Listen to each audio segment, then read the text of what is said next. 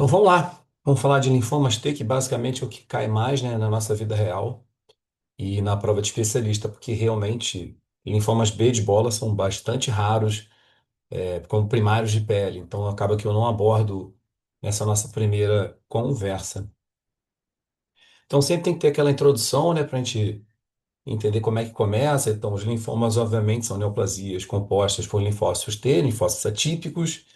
Esses linfócitos fazem múltiplas apresentações clínicas. Então, até nos guidelines, né, europeu e americano, a gente precisa da informação clínica para dar um diagnóstico do subtipo de micose fungoide ou do subtipo de linfoma cutâneo de células T. Então, não tem aquela coisa absoluta, tipo NF, histologia X. Até porque a histologia do epidermotropismo linfocitário pode ser vista na micose fungoide, linfoma leucemia de células T do adulto, uma papulose linfomatoide pode ter um padrão similar à micose fungoide. Então, muito cuidado, né, na vida real, e na prova de que você acha que vai só ler uma biópsia e resolveu tudo. Isso aí não acontece. Infelizmente, ou felizmente, a gente precisa de uma excelente relação clínica. E uma junção de peças, né, doutores? Então você tem o exame clínico, né, o exame histopatológico, a imunistoquímica e quem puder, né, definir a policlonalidade ou a monoclonalidade daquelas células, vai ter um diagnóstico completo. Então, se é policlonal, quer dizer, uma origem diferente uma das outras, deve ser uma reação inflamatória. Se é uma doença monoclonal, aí fatalmente é um tumor mesmo, tá? Só que o rearranjo genético, pela técnica de TCR, ela não é muito fácil aqui encontrada no Brasil, talvez só tenha em São Paulo. Então, a gente perde com essa falta desse exame. E os tipos mais estudados, né, de linfomas de células T, basicamente é a micose fungoide. Eu acho que vocês, como dermatologistas, tem que ter isso na cabeça. Então, NF, seus subtipos, como a reticulose pagetoide, a foliculotrópica, pele frouxa granulomatosa, que é bastante rara, mas são tipos que são muito pedidos nas provas de especialista. O que não chega muito para a gente, talvez para o clínico, para o hematologista, né, que é a síndrome de Cesarri, paciente eritrodérmico.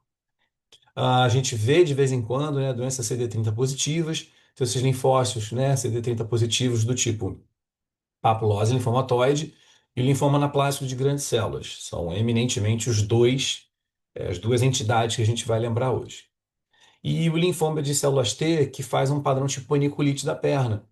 Então a gente vai perceber que tem um subtipo de célula CD8 que se agrupam nos adipócitos, formando esse pedaço aí dos linfomas, né? Então, conceituação básica. Toda vez que você falar, professor, pedir imunistoquímica, CD tal é positivo. Então, CD quer dizer Cluster of Differentiation. Então, esse cluster de diferenciação, ele vai mostrar cada subtipo de linhagem originária daquele linfócito. Então, quando eu penso em linfócito T de tatu, eu vou pedir o CD 2, 3, 4, 5, 7, 8. Imaginando que aquela célula é marcadora em CD 20 ou 10, normalmente são linfócitos B de bola. Mastócitos podem ser positivos para o CD 117. Istiócitos são vários, mas nos CDs é o CD 68. Plasmócitos costumam ser positivos para o CD 123, CD 138, né? Porque quando eu vejo aquela enormidade de células mononucleares, às vezes eu tenho dificuldade de entender a origem delas. Por isso que eu peço algum imunomarcador do tipo CD. Né, a proteína ALK1 pode ser usada também para dar o diagnóstico em alguns linfomas anaplásicos. E o índice Ki67 é um índice de proliferação celular, que a gente já conhece muito bem, que normalmente está alto em neoplasias malignas. Então tem que lembrar disso, né, que um Ki67 mais alto fatalmente vai sugerir um linfoma. Então, quando eu olho, né, para uma lâmina de microscópio de um paciente de micose fungoide, quais são os critérios que eu tenho que ter para o patologista dar esse laudo? Então é óbvio, se tiver um microabscesso de Potrier, que a gente tanto adora, né? Então linfócitos convolutos, com núcleos cerebriformes, com halo claro, se agrupando na epiderme, muitos pontos para cima. A gente está chegando numa possível micose fungoide. Existem subtipos de MF que não têm um Potrier tão bonito. E existem outros tumores que fazem Potrier, como linfoma, leucemia de células T do adulto. Então não é condição sine qua non para o diagnóstico de micose fungoide, mas quando está lá, muitos pontos para a gente. O linfócito ele é atípico, né? Porque tem a espongiose, que vai ter o edema entre os queratinócitos e podem entrar linfócitos. Então, isso é uma exocitose porque tem espongiose. Nesse caso, meu linfócito ele é feio, ele é estranho, mal formado, e ele tem um halo, um espacinho perinuclear. Eles normalmente fazem uma disposição que lembra um liquenoide, ficam todos ao longo da camada basal. Muito cuidado, né, com esses linfócitos alinhados, que estão tentando invadir a epiderme. Ainda não conseguiram, mas estão tentando. Os linfócitos, como eu falei, por si só, já estando na epiderme com esse núcleo hiperconvoluto, e o epidermotropismo por si, vamos dizer assim. O fato de você olhar uma imagem histológica e perceber que tem vários linfócitos ali dentro, tu já fica meio, opa, é um possível critério para eu estabelecer a minha micose fungoide nesse caso. As imagens vão mostrando isso. Então, ó, na letra A, a gente não vê exatamente hipotria, só que a gente vê isso aqui, ó, um pele vascular, uma coisa que vai circundando a junção dermo-epidérmica, não faz aquela faixa liquenoide para não confundir exatamente com o líquen plano da vida. Aqui na B de bola, a gente já vê que tem vários linfócitos com halo claro. Mesmo de longe, você vê aqui, ó, que tem uma coisa meio clarinha. Poxa, professor, mas é muito difícil. Para mim é tudo melanócito. Não tem problema, meninos e meninas, de longe, dá dúvida mesmo. E por isso você vai avançar, vai pedir imunohistoquímica e tudo mais. Aqui na imagem C, a gente vê nitidamente um microabscesso celular, tá? E aí você vai lá, vai investigar, vai ver de perto, são linfócitos atípicos, então microabscesso de Pontrier. Aqui também detalhe, né? Vários linfócitos invadindo aqui a epiderme inferior. Aqui você consegue ver linfócitos bem roxinhos dentro da epiderme. Então, que esponjosa é essa? Aqui é quase nenhuma e tem um bando de linfócito. Aqui o linfócito é até um pouco mais oval. Então, as formas deles entre si são formas diferentes. E uma dica também indireta para pensar em micose fungoide é o espessamento do colágeno da derme papilar. Então, se vocês forem olhar aqui o que eu estou desenhando, parece que a papila dérmica está um rosinho um pouco mais forte. Então, lembra alguma coisa tipo nevo de Clark, né? Nevo displásico? Essa fibroplasia da papilar. Então, não é um critério diagnóstico. No entanto, se eu olho isso e vejo realmente que tem alguns linfócitos borrando, você continua já com aquele de novo, aquele respiro, aquela ideia que está chegando uma micose fungoide para aquele teu paciente. Então, está aqui tudo marcadinho para ficar bem estabelecido, os potriês, a invasão e a fibrose. Então, como eu sempre falo, é a soma de peças, tá, doutores? Não tem nada milagroso. Se eu olho rápido essa imagem, talvez eu veja aqui uma dermatite psoriasiforme espongiótica, né? Tem um pouquinho de espongiose. Aí, aqui no cantinho, ó, tem um possível microabscesso de hipotria. Dermatite espongiótica, tipo eczema, com infiltrante inflamatório tão rico, vamos dizer assim, é um moderado quase que liquenoide, não gosto. Então, acho que isso vai me chamar a atenção para uma possível micose fungoide. Então, aqui um detalhe, né, de uma imagem um pouco mais próxima que revela esses linfócitos atípicos com um halo claro. Vou desenhar junto, meus queridos, olha que legal. Aqui mais ovoide, um pouco mais redondo, aqui mais deitado, e todos com um núcleo bem roxinho. Então é linfocitário. Ó, tem esse linfócito, tem esse linfócito. Olha como é que tem uma coisinha meio clara aqui, ó. Vou desenhar de novo outro linfócito, cheio de espaço claro. E se você olha para cima, pouquíssima espongiose. Então aqui a gente tem realmente um epidermotoprismo que vai, de novo, junto com a clínica. Faz a imunistoquímica se puder, e aí você chega ao melhor diagnóstico. Então, numa microscopia eletrônica do núcleo hiperconvoluto, de um linfócito atípico. Então é questão de prova, vamos dizer assim. Só que no dia a dia ninguém fica pedindo microscopia eletrônica porque ela é extremamente rara e cara de ser feita. Então, na micose fungoide, a gente tem que fazer a correlação clínica. É óbvio que cada subtipo clínico não é o mesmo subtipo histológico, né? Então, assim, uma lesão em mácula vai ter menos epidermotropismo. A lesão em placa vai ter mais epidermotropismo. Quanto mais tumoral e avançada, você com o tempo vai perdendo esse epidermotropismo. Você pode até ter uma transformação blástica da micose fungoide, virar uma coisa mais sistêmica, e nisso o CD30 positivo ajuda. Então, encontrar CD30 positivo traz um pior prognóstico para o teu paciente, porque MF não é para ser CD30 positivo.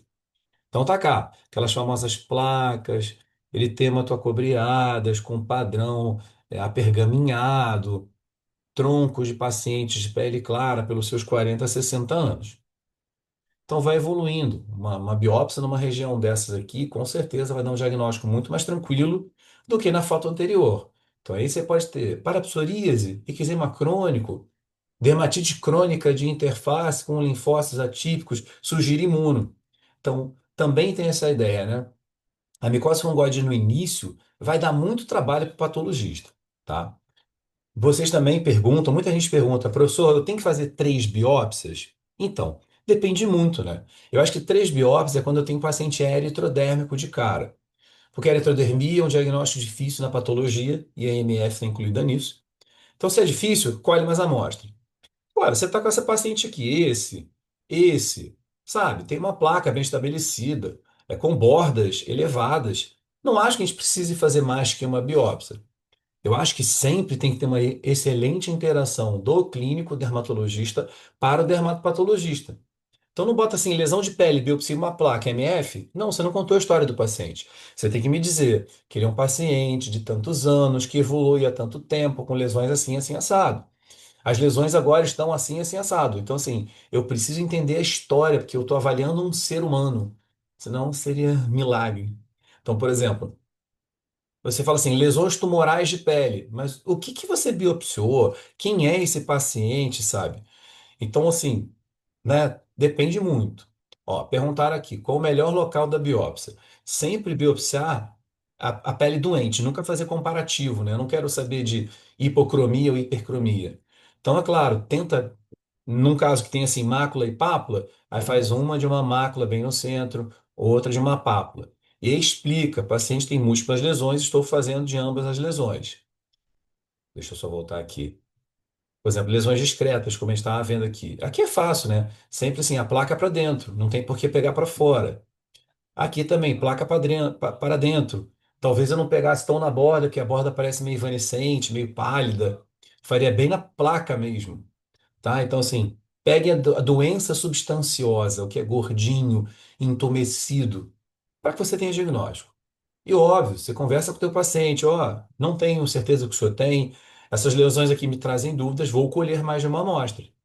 Por exemplo, talvez eu não biopsiasse de cara essa lesão exucerada, né, porque é mais difícil cicatrizar, mas você diz para o teu colega, né, o paciente tem lesões tumorais exuceradas, MF, sarcoma, outros linfomas, pioderma gangrenoso, porque eu entendo que o paciente é sistêmico, ele está mal. Então, dizer assim, lesão ulcerada, ponto. Vocês têm aula comigo, sabem disso, né, que cara, é essencial. Hoje, fazendo a microinserção na aula, uma colega ginecologista me ligou porque disse que queria discutir um caso. Aí ela mesma já começou pedindo a desculpa. Daniel, desculpa, porque eu não escrevi nada. Eu falei, exatamente. Eu botei no laudo. Pode ser que seja um pólipo fibroepitelial, a depender do critério clínico. Ah, não, era isso mesmo, era um condiloma, mas eu não escrevi nada. Queria saber se tinha atipias associadas. Eu falei, não, tem não, fica tranquilo. Então, se ela já avisa que está tirando lesão condilomatosa na região vulvar, blá, blá, blá, você já fica mais tranquilo. E ela não falou. Então, tá vendo aqui, ó, MF. Quanto mais plana a lesão, mais infiltração epidérmica, quanto mais tumor. Então, nessa fase aqui muito agressiva, você encontrar, né, microabscesso de Potrier vai ser mais difícil. Então, acaba que o patologista perde um desses critérios histopatológicos. Micose fungoide hipocrômica também é um desafio histopatológico, porque a lesão ele é planinha. Então, sempre façam na biópsia na área hipocrômica interna da lesão e elas tendem a ser CD8 positivas. Por que a gente fala isso? Que a gente sempre, né, tem essa coisa clássica. Ah, os linfócitos atípicos são CD3, CD4, CD5 positivos perdem a expressão do CD7 e do CD8 na MF comum. Na MF hipocrômica, o CD8 tende a ser positivo, né? Esses linfócitos atípicos que estão dentro da epiderme. Então, isso é questão batida, né? Todo ano cai, especialista, nas provas que a gente discute. Cada vez mais, doutores, a gente tende a não ter esses nomes na micose fungoide, mas são clássicos. Então, acho que é bom a gente saber até historicamente que existe isso. Então, uma placa mais eritema escamosa, do tipo psoriasiforme, é reticulose pagetoide ou Vohringer colope. Então, assim, é uma micose fungoide, mas psoriasiforme, basicamente. Então, é bom lembrar esses nomes. Então, tá vendo? Uma placa dessa de tema de escamosa, a gente vai pensar em psoríase, eczema, uma dermatofistose talvez tratada, desidrose, não sei, tínia. Então, cabe o exame histopatológico, doença de Bowen, bem grandona, né? Espino in situ. Então, olhou uma lesão dessa, biópsia. Por enquanto, eu faria uma só, não faria mais que uma, não. E aí você vê aqui de novo um detalhe, né, de vários linfócitos atípicos entrando aqui na camada basal, formando aqui um certo halo. São poucos. Então tem um epidermotropismo discreto, que é óbvio. Vou pedir um imuno. Se eu puder, né, a gente corrobora. E aqui, ó, uma dermatite psoriasiforme, porque ela tem crescimento, né, uma acantose psoriasiforme. Infiltrado aqui bem moderado, quase que liquenoide, e cheio de ponto escuro na epiderme invadida. Então tem epidermotropismo que porventura que marcou para o CD4, sei lá. Então aqui para mostrar que tem um linfócito nessa epiderme. Então os marcadores também eles marcam a célula, não marcam a atipia. A atipia é quem vê o patologista no sistema geral. Então ele analisa o núcleo por núcleo, o citoplasma por citoplasma. O KM7 é que vai dar a dica realmente que é uma coisa muito atípica. Mas isso é um padrão mais do HE. Quadro que é super raro, de vez em quando a gente vê em reuniões de especialistas, né, da SPD, uma outra vez na prova, que é a micose fungoide granulomatosa. Então, ela é extremamente lenta naquele paciente, gosta de eleger as dobras, né? E ela faz isso, granulomas na derme que destroem as fibras elásticas. Por isso que a pele fica frouxa. Então, você pode chamar de pele frouxa granulomatosa, cutis laxa granulomatosa. Então, são sinônimos para você entender que você está na MF granulomatosa. Então, até que nem tem tanto epidermotropismo, mas obviamente é um MF. Bem indolente, né? Então, se você pegar uma fase assim, você dá o diagnóstico, mas é difícil pegar essa fase, né? Ela é muito crônica. Então, a gente vê a pele pendulando mesmo, você vê que o tom da pele é um pouco mais escurecido, eritematoso, biópsia aqui bem no centro mesmo. Se não souber dessa entidade, não dá o diagnóstico. E o patologista ele vê isso, infiltrado denso, de linfócitos pequenos e médios, aqui células gigantes formando granulomas. Esses granulomas podem ter alguns linfócitos e também vão destruir as fibras elásticas. Então elas fazem a fagocitose das fibras, elastofagocitose. Então se a fibra elástica acabou, né, a tua pele não tem mais elasticidade, ela não volta. O elástico não puxa de volta, né? Então ela fica frouxa. Não é tão difícil. Eu acho que assim, a magia da nossa dermatologia, dermatopatologia, é porque ele é gigante. Mas quando a gente pensa com calma, tudo chega. Tá vendo? Micose, fungoide, folicotrópica. Então ela tem tropismo pelo folículo. Então ela gosta de agredir o epitélio do folículo piloso. De cara, é um prognóstico um pouco pior. Tem que ficar preocupado sim com esse diagnóstico, né? O paciente vai ter área de alopécia, vai ter uns pontos mais elevados na pele, um eritema. Então, tá vendo aqui, ó, aspecto tipo líquen espinuloso, fica mixeratósico. Muito cuidado, né? Tipo, um adulto, 45 anos, do nada aparece com uma alopecia de uma sobrancelha só com uma infiltração. Fique esperto, tá? E a gente vai ver logo depois que tem a micose fungoide foliculotrópica, quer dizer, o linfoma que agride o folículo e que às vezes também tem mucina dentro do folículo, que é a mucinose folicular. Então, um pode vir junto com o outro, mas um é diferente do outro, tá? Grave, difícil de cuidar. Então, aqui, esse aspecto meio de pele anserina, como se fosse uma ceratose pilar. Mas, como eu falei, você vai imaginar que do nada um paciente de 60 anos vai ter uma ceratose pilar no meio do couro cabeludo, com umas áreas de alopécia? Estranho, né? Infiltração num adulto assim, você não vai pensar em eczema. Nem a ceratose pilar, ou ptise pilar inicial. Não combina com a história. Para a vida e para a prova de especialista, doutores, sempre vai ter uma história, né? Eu falo isso muito com os meus colegas do curso. Então, assim, não olha a foto e fica desesperada. E também não olha a história e também fica, né, nervoso. Junta as peças, que vai dar certo.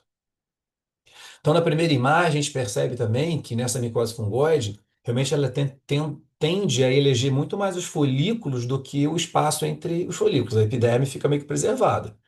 Então, a gente vê aqui, na dilatação de um fundíbulo e um infiltrado. Quando a gente aproximar, vai ver que é um infiltrado com células de tamanhos diferentes.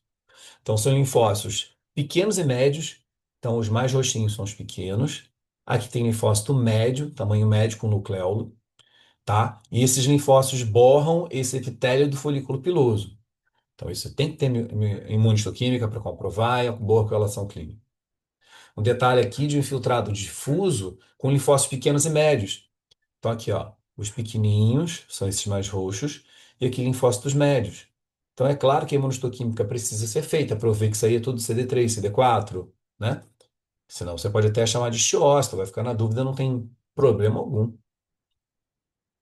Então, a alopecia mucinosa é a condição clínica onde eu tenho mucina dentro do folículo piloso, tá? Isso é uma coisa que pode estar junto a uma MF foliculotrópica.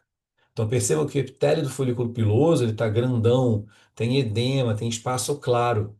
Aí eu peço um ferro coloidal e isso aqui tudo vai ficar azulado. Ei, diagnóstico de alopecia mucinosa. Como é que é a evolução desse paciente? Vale a pena pedir uma imunohistoquímica? Nesses casos que são super raros, sempre vale, tá? Às vezes, na alopecia mucinosa, eu posso também ter um pouquinho de eosinófilo, né?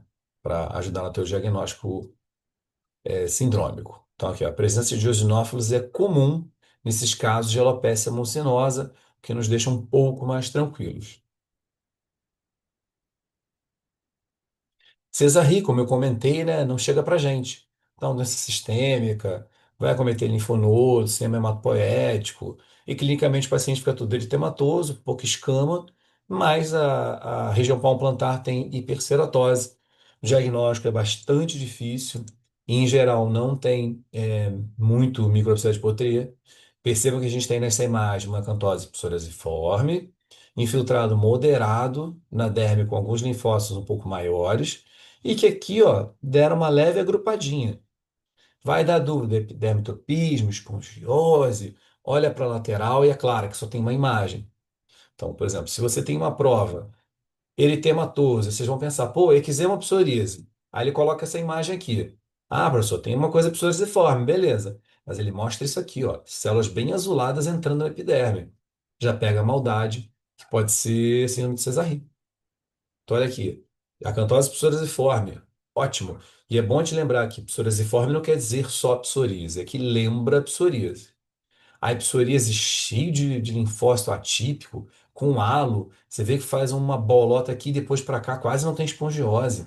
Se juntam novamente aqui, se juntam novamente aqui. Então é muito focal, a gente vê que é bem delimitado, né, esse microabscesso. Então, para não confundir com um processo espongiótico, tá, doutores?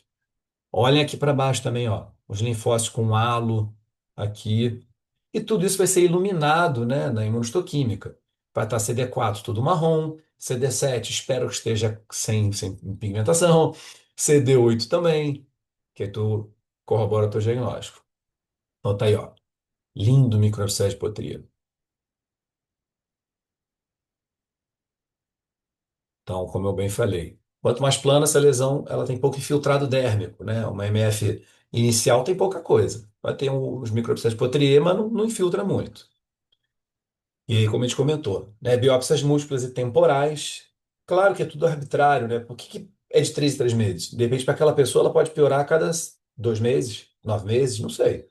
Mas são sugestões para você ficar de olho, pelo menos acompanhando esse paciente. Muito raro, né? Coisa de livro. Você imaginar que uma dermatose mais purpúrica pigmentar possa ter uma infiltração do tipo MF. Isso existe. Hiperplasia psoriasiforme também. E o infiltrado liquenoide, sempre ficar esperto. Você viu infiltrado liquenoide numa doença que você não está entendendo direito? Não deixe de pensar em micose fungoide também, não. É uma dica boa na dermatopatologia. E o colágeno que eu mostrei no início da aula. Então, se você tem aquela fibroplasia do colágeno, é uma dica indireta para imaginar que aquele infiltrado pode fazer parte de uma MF. Imunohistoquímica, né? A gente tem esse mito, vamos dizer assim, que ela é resolvedora de tudo. Então, eu trabalho com imuno, doutores, não é. Ela ajuda muito, mas às vezes ela falha. Então, classicamente, os linfócitos atípicos e intraepiteliais são CD3, CD4, CD45RO positivos, tendem a ser CD7, CD8, CD30 negativos, tá bom? Tendência, porque não existe nenhum exame 100% específico, 100% sensível. Então, é a grande maioria, mas não são todos. Tanto que a MF hipocrômica é CD8 positivo. Então, isso aí é para a vida e para as nossas provas de especialista. Então, é claro que eu olho uma imagem dessa aqui e cabem vários diagnósticos, né? Melanose macular progressiva, psoríase versicolor talvez mal conduzida, a micose fungoide hipocrômica, hanseníase indeterminada, indo para um polo borderline. Será que tem relevo, né, nessas imagens? E aí, como é que a gente trabalha com isso? Então, sempre se atentar à história clínica, que vai ser assim, paciente de 20 anos, apresenta lesões maculosas, sem prurido. O cara diz que é sem prurido para não te confundir com a ptílise vescola. Sensibilidade preservada, meio que está afastando a hanseníase.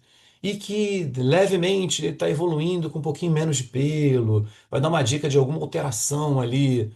O que está acontecendo com essa lesão? E a biópsia mostrou, né, o infiltrado linfóide assim.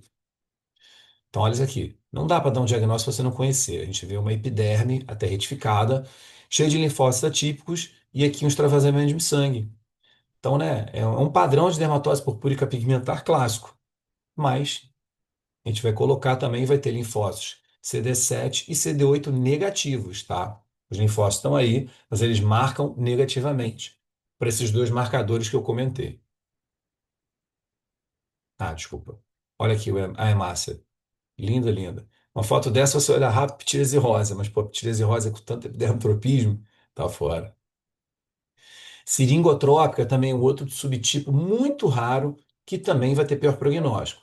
Então, a partir do momento que aquele linfócito atípico quer lesar um anexo, né, como foi folículo piloso, e agora com a glândula équina, é muito complicado. Então, isso é um diagnóstico talvez eminentemente patológico. A gente olha isso aí e pensa que eczema, MF, parapsoríase, ptílise liquenoide, fica naquele desespero, pelo amor de Deus, patologista, me ajuda.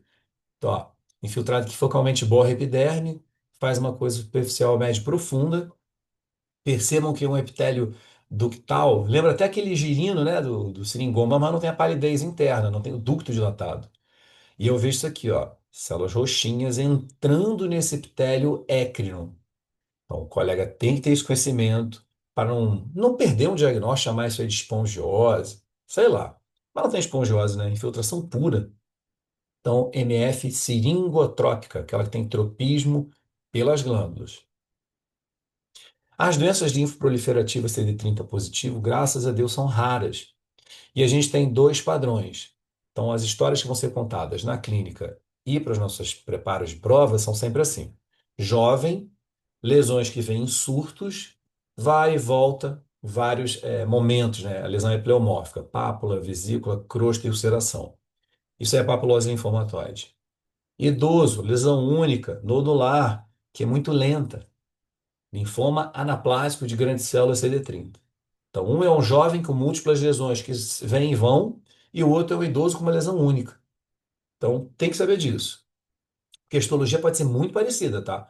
Então, não é o biópsia que vai dizer eu tenho isso ou tenho aquilo, eu vou ligar para vocês. É o idoso, a lesão é única, crescimento indolente. Ah, tá, porque o diagnóstico é disso, CD30, células grandes, infiltrado inflamatório difuso, aspecto em V, parará.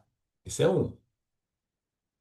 Então, anaplásico. Homem, lesão tumoral, firme, que às vezes ulcera. Então, esse é um padrão. Um nódulo desse, que é aquele tumor do patologista, né? Cilindroma, espirodenoma, sarcoma, não sei, manda para biópsia. Então, a gente vai ver isso aqui, inespecífico. E aí a gente vai perceber que infiltrado inflamatório, desculpa, infiltrado tumoral de linfócitos atípicos, eles até têm halo, pouca invasão epitelial. E aqui a marcação, né, que é mais citoplasmática de CD30. Então, é uma condição que tem que estar encontrada aí. Você tem que ter o CD30 para marcar. Tá vendo? Quem aqui não olha rapidamente vai pensar ceratocantoma, espino celular, granuloma piogênico, já que é sangrante, melanoma melanótico.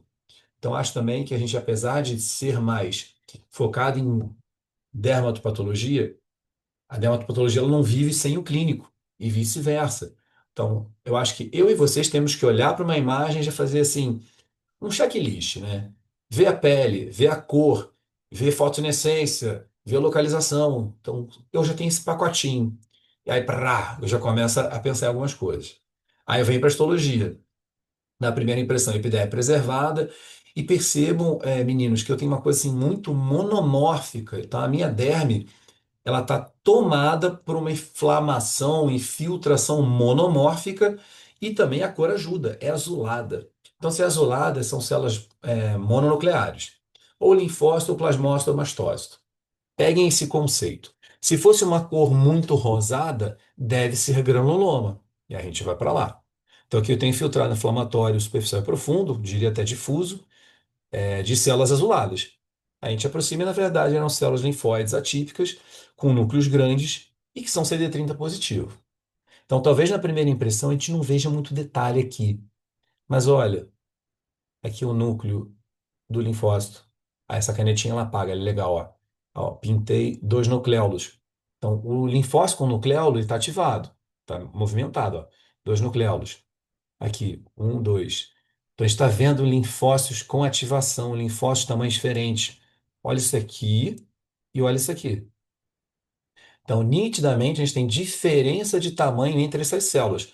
Não dá para olhar isso aí e dizer que é um infiltrado inflamatório. Está muito irregular. Então, somem as peças sempre, minhas queridas e queridos. Olha que célula bizarra. E, de novo, tudo muito azul, tá? Então, deve ser infiltrado linfóide, que foi CD30 positivo, no contexto daquela bolota na cara de um idoso, linfoma anaplásico. Então, tudo que eu comentei. Ai, desculpa.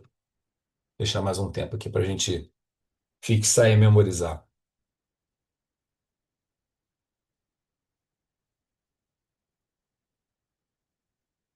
E a papilose linfomatóide, essa historinha que a gente conta. Doença crônica recorrente, com pápulas necróticas que vêm em grupos, né, em surtinhos. Então, 3, 4, 5 lesões no braço, uma melhoradinha. 3, 4, 5 lesões na coxa, uma melhoradinha. 3, 4, 5 lesões no tronco. E aí, pelos livros, a gente tem esse receio de que isso poderia, talvez, evoluir para um linfoma. Mas é muito raro, tá? Então, a gente, quando dá esse diagnóstico, não fala para o paciente, ó, vem a cada 3 meses que você pode ter um linfoma. Eu não tenho essa conduta. Mas é aquele paciente que sim, você acompanha, né? Acho que você não pode falar, ó, curei suas lesões, a gente fez um pulso de corticoide, celular metrixato. Um abraço, querido. Não, fica esperto. Mas é difícil demais você dizer para ele, ó, vem aqui cada 3 meses, tu vai evoluir. E pode dar cicatriz, obviamente, que ele é epiderme, faz uma necrosinha ali e pode deixar cicatriz. Então percebam como clinicamente lembra muito uma coisa meio varicela, pitiríase liquenoide. Então, de novo, um diagnóstico diferencial difícil que quando a gente vai fazer histologia, a gente tem alguns padrões. A papilose linfomatoide, ela normalmente é dividida em 5 até 6 subtipos. Ó, essas lesões crônicas aí, com máculas hipocrômicas, pequenas exulcerações, talvez com crostemática, pô, maior cara de varicela ou ptíris liquenoide crônica. Tem que ter diagnóstico. Então vocês vão ver que no slide tem 6 subtipos, né? São 5 clássicos e um com uma alteração genética. E o subtipo mais comum é o tal do infiltrado, que faz aquele aspecto em V. Né? Então, assim, eu tenho linfócitos atípicos na derme superficial e profunda, sendo que na derme superficial parece que tem mais do que aqui na região profunda. Então, faz aquela coisa meio que cunha, né? Então, infiltrado em cunha, infiltrado em V, pensar em papilose linfomatóide. Aqui, os linfócitos grandões, muito atípicos entre si, o infiltrado do tipo A, né, que é esse aí, ele pode ser também com outras células inflamatórias. Então você vai ter neutrófilo, eosinófilo. E aqui a marcação citoplasmática periférica dos linfócitos CD30 positivos. Cabe aqui uma pequena interrupção. O CD30 não quer dizer câncer e ponto, tá? Por quê? Tem assim, reação pseudoinflamatória com CD30. Molusco contagioso já mostrou infiltrado inflamatório CD30. Então não quer dizer que é câncer, mas CD30 é um subtipo de células que eu tenho que ficar esperto para ver se eu enquadro nesse diagnóstico. Então, monta a peça aqui é quebra-cabeça. Muito bom. Então aqui, ó, próximo, células um pouco maiores, aquelas células que fazem aquele núcleo bilobulado, que são as células tipo Reed-Steinberg. Então a gente tem que saber que elas existem também. Tá. Olhou essa imagem, doutores, não pode ficar tranquilo. A gente percebe que tem muita irregularidade. Professor, eu não sei, isso aqui é um sarcoma, é um epitélio, não tem problema. Mas se você, na primeira impressão, já ficar desconfortável com esse citoplasma aqui, esse núcleo totalmente aberrante, já ganhamos vários pontos. Eu percebi esse núcleo todo granuloso. Se você falar, Daniel, estou de frente a uma neoplasia maligna que infiltra a derme. Muito bom. E a gente vai evoluindo. Ó, ninguém precisa decorar isso de cara, mas é claro que para o cara que gosta mais de patologia, ele vai precisar relembrar disso. Então, 5 subtipos clássicos, né, da papilose inflamatóide na histologia. Então, A é o mais comum, que eu acabei de falar. Tipo B, ele lembra a micose fungoide, lembra? CD4 positivo, CD8 negativo. Olha que doideira. Então, o patologista tem que fazer essas correlações clínicas. Tipo C, lembra o linfoma anaplásico. Tipo D, vai ter epidermotropismo. Ó, que doideira. Tipo E, o angiocêntrico. Eu, quando fiz a minha prova de especialista em dermatopato, caiu essa coisa. Sobre os subtipos, qual era o angiocêntrico? Eu, caraca, mas tinha que lembrar disso. Eu acertei que era o tipo E. E esse gene novo que eles descobriram há pouco tempo, então seria o sexto subtipo de papulose linfomatoide. Realmente eu não acredito que isso caia numa prova de especialista, porque é extremamente detalhe. Mas eu acho que é legal vocês saberem que existe papulose linfomatoide, que porventura a histologia mais comum é a A, então já facilita que a primeira é A e é aquela que faz infiltrado tipo V. Isso aqui, né, é complicado porque o paciente, na verdade, vai precisar da infecção pelo HTLV1, então a gente não vê todo dia, mas forma uma coisa bem grave, né, que é a leucemia linfoma de células T do adulto. Algumas áreas são endêmicas, por exemplo, Japão, né, tem muitos estudos lá, América do Sul, talvez com uma certa predominância na Bahia. E a gente divide em vários subtipos clínicos, né? Então, forma aguda, forma crônica, forma linfomatosa e a forma muito lenta, que se chama de smoldering. E a pele é acometida em pelo menos 50% dos casos. Como eu falei, micose fungoide, a histologia é parecida. Então, eu preciso de correlação clínica, preciso de epidemiologia, preciso de exame de sorologia, né? Não dá para só dar o diagnóstico pela isto. E ó, muito parecido, tá vendo? Ó, positivo para o CD3, negativo para os CD7 e CD8, é uma MF, eminentemente, para o patologista que está olhando a imagem. Tá vendo aqui, ó? Foi retirado de artigo, placas eritematosas, um pouco infiltradas, lembra uma coisa meio assim, ictiose, né? Ou então um aspecto pelagroide. Então, se eu olho essa imagem aqui, eu vou falar pelagra numa prova, mas pelagra com esse infiltrado formando microcélulas de Potrier, aí não é pelagra. E para terminar, né, a histologia do linfoma T subcutâneo é muito interessante, porque ela faz um abraçar, né, uma grinalda de núcleos nos adipócitos, né, do subcutâneo CD8 positivos. Então, como é que é a história clínica? Paciente com nódulos, placas nas pernas que tendem a não ulcerar. Mas o paciente tem um linfoma, então ele tem sintomas sistêmicos. Ele pode ter febre, perda de peso, o curso é indolente, por isso que o diagnóstico é atrasado, né? Se você não reconhece, você não faz biópsia, você deixa esse paciente evoluir. O infiltrado inflamatório é atípico, desculpa, né? Linfomatoso predominantemente nos lóbulos do tecido de gordura e pode ter alguns debris celulares até com um pouco de neutrófilos. E esses linfócitos, eles são CD8 positivo. Mostrar para vocês, desculpa, está tendo uma latição de cachorro aqui. Até que nesse caso era uma foto que tinha ulceração, mas em geral não ulcera. Eu vou olhar essa aqui e vou pensar, paniculite, beleza. Né? Epiderme preservada, derme pouca coisa, uma paniculite eminentemente lobular. Aí eu vou aproximando. Caramba, olha que células muito diferentes entre si. Então tem um tumor aí, beleza. Aí olha que coisa característica. Percebam que no inglês eles falam rimming, né? Que é R-I-M-M-I-N-G, rimming dessas células. Então é como se fosse um circundar. Então eu vejo esse padrão aqui do adipócito, esse rimming de células. Então, se encontrar isso, já fique esperto. Células muito isoladas, vou pedir a imunohistoquímica. Então, olha aqui, que bonito. Tá vendo? Ó? Células super atípicas, meio que circundando. Olha aqui de novo, ó, circundando os adipócitos.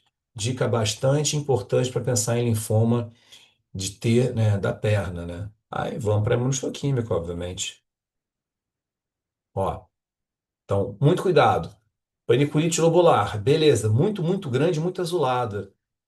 Tem que pensar em paniculite tipo lúpus,